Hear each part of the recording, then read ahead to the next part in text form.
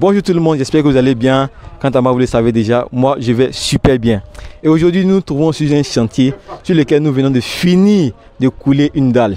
Et de façon exceptionnelle, j'ai pu m'entretenir avec les techniciens qui ont procédé à effectuer ce travail-là.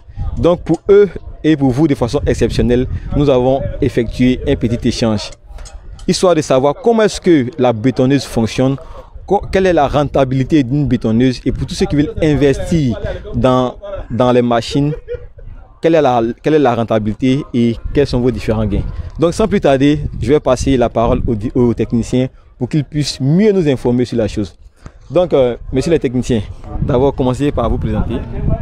Bon, moi c'est Suleiman, ici machiniste de la machine bétonnière. Oui, moi c'est M. Saré, c'est moi qui est le chef pour regarder les travaux. Ok, donc comme vous l'avez entendu, nous sommes avec le chef des machinistes, M. Saré, accompagné de son technicien, M. Suleiman. Ok, bon, la première question, comment est-ce que fonctionne la machine, la bétonneuse? Bon, la bétonneuse, lui, son travail, c'est pour couler les dalles avec tout ce qui est béton. Voilà, que ce soit dans trou, comme plan forme, comme la dalle, même c'est comment il peut faire tout. Voilà. Voilà, donc le rôle de la bétonneuse, comme son nom l'indique déjà, consiste à préparer tout ce qui est béton. Voilà, par béton, c'est le mélange du sable, du gravier et du ciment. Ok, super. Maintenant, comment est-ce que la location journalière de la machine se passe? Et pour celui qui a besoin de vous pour couler une dalle, comment est-ce que ça se passe? Est-ce que c'est en fonction de la superficie de la dalle, voilà, qu'on fixe le prix, ou bien on loue la machine de façon journalière? Bon, on loue la machine de façon journalière, mais ça dépend. Ouais, ça dépend. Si la dalle est bien haut, prix là est à part que quand c'est première dalle, deuxième dalle. Au fur et à mesure que ça monte, le prix augmente. Mais et puis, le prix aussi, ça dépend de combien de nombre de tonnages que la dalle peut prendre. Voilà, c'est comme ça. Mais si c'est pour louer la machine, tu as des travailleurs là-bas. Nous-mêmes, on ne vient pas, tu as besoin d'un machiniste seulement. Voilà, tu peux venir. Là, la machine, tu peux louer ça. Ça, c'est moins cher par rapport à la dalle. Voilà. Ok, donc si je comprends bien, il y a une possibilité de louer seulement la machine. Oui. Aussi, il y a la possibilité de louer la machine avec tout le staff là. C'est ça, non? Oui, c'est ça. Bon, je ne sais pas si j'explique bien. Oui, c'est ça. Non, tu ne peux pas louer tous les éléments. Ok. La machine avec la machiniste, le conducteur.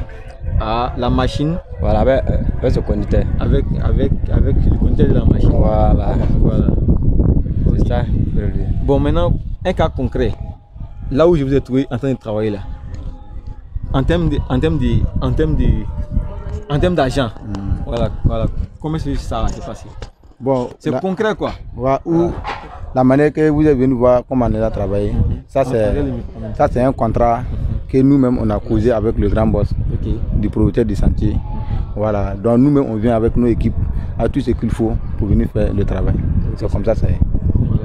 Maintenant, en termes de cash, c'est comment? En termes de cash, bon, ça dépend. Pour cette dalle, c'est bien moins, c'est 250 000. Oui.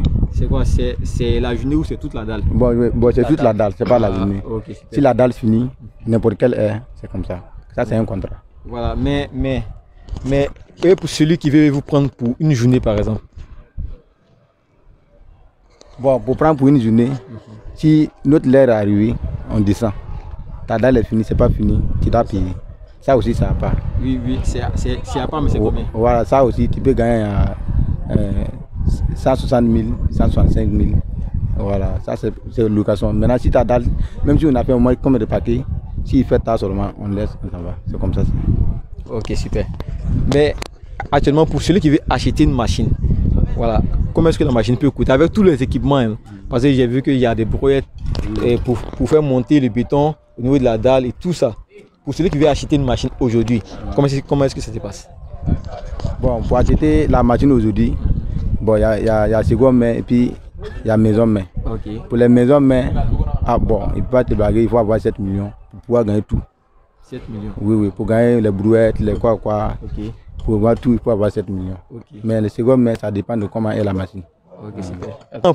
Pour celui, c'est pas grave, pour celui qui veut acheter une machine et puis vous la confier, est-ce que c'est possible? Nous confier. Bon, pour acheter une machine pour nous confier, bon, on peut prendre la machine, puis on travaille, on te donne une recette. C'est recette, Ok. recette de la machine. Oui, maintenant la Voilà. recette c'est combien? Bon, la recette, ça dépend de comment tu as causé avec nous. Il y a d'autres qui n'ont pas même recette. Sinon, la recette, c'est 60 000. La recette en moyenne c'est 60 000. C'est quoi? C'est chaque jour ou bien c'est... Non, pas travail. C'est pas travail, la recette est payée. Ok. Maintenant dans la semaine comme ça, la machine peut travailler combien de fois? Bon, avec notre machine, nous, on travaille chaque jour. Notre patron, bon, il gagne trop de contrats. Bon, on travaille chaque jour. Ah, ok. Dans la semaine, on peut travailler. C'est chaque jour. Un mois sur un mois, on peut faire. Voilà. Donc, si je comprends bien, pour celui qui vous confie une machine, la rentabilité est journalière. Voilà. Et à chaque fois qu'il y a travail, voilà, il y a une recette qui est en moyenne de 60 000. Voilà. C'est très bien ça. Voilà, donc, votre zone d'activité, c'est-à-dire la zone où vous êtes beaucoup efficace, c'est où? Parce que là, nous nous trouvons à Port-Boué, en allant vers Bassam. Voilà. Est-ce que pour quelqu'un qui a un chantier à, disons, Songon ou bien à Benjerville, est-ce qu'il peut vous solliciter? Bon, nous, on s'en va partout. On s'en va partout. À Beauville, à Boisseau, même. Bon, on sort au-delà d'Abidjan, quoi. Dans toutes les villes pour couler les dalles, comme ça. Mais ça dépend de comment le client nous envoie. Ah, ok, super. Mais dans ce cas, le déplacement, qui gère? C'est le client ou bien vous avez un staff, des véhicules, des engins pour quand vous partez? Bon, nous, on a des véhicules pour aller. Mais en fonction de la monnaie pour aller, ça, c'est le client qui gère. Pas de souci. Donc, on va laisser la latitude au patron, voilà, pour donner son mot de fin. Voilà. Mais aussi, voilà, j'ai constaté quelque chose. C'est qu'en travaillant, vous n'avez pas porté des équipements de protection. Ouais, mais pourquoi?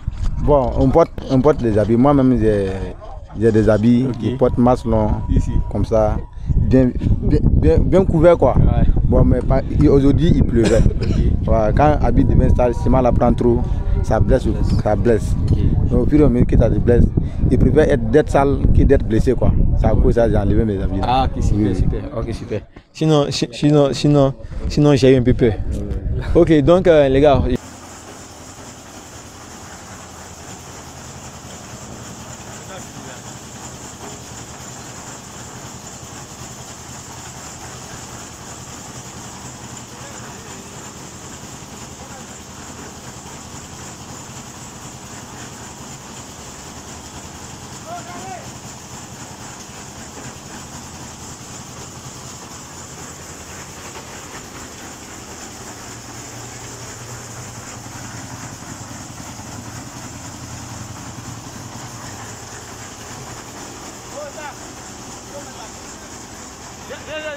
Viens.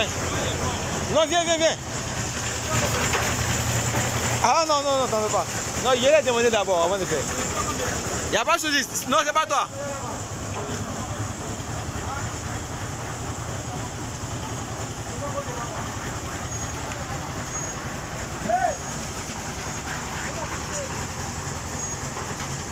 Non, c'est pas dedans.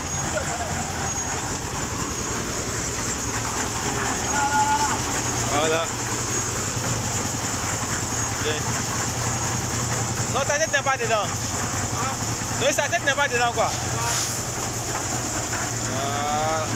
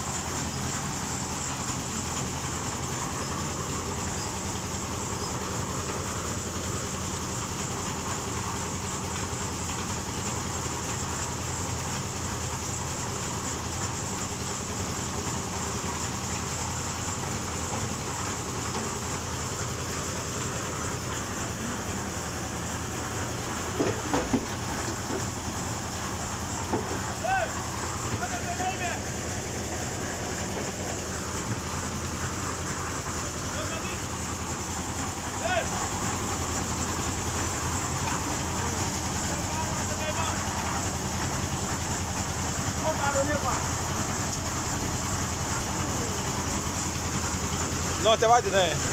Non, t'es pas dedans. T'es pas dedans. Il y a coupé ici. Non, t'es pas dedans.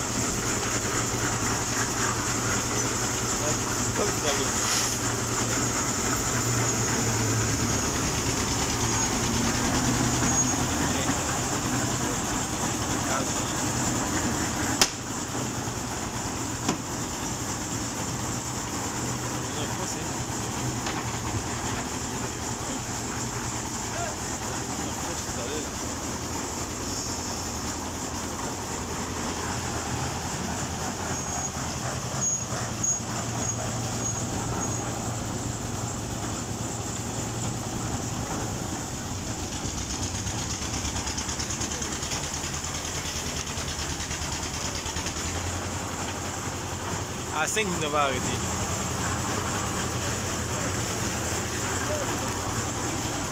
On va prendre la place. Au revoir. On veut qu'on se voit, mais...